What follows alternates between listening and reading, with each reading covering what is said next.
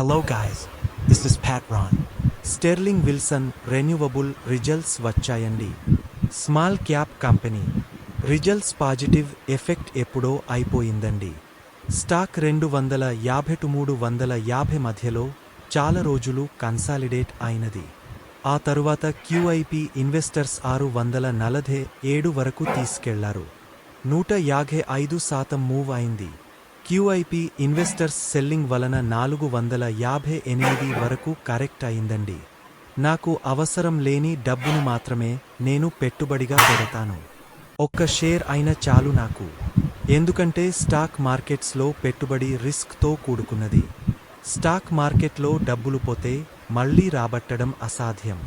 అందుకే ఇన్వెస్ట్మెంట్ మీ సొంత ఎనాలిసిస్ చేసి మీ నిర్ణయం మీరే తీసుకోండి. ఈ వీడియో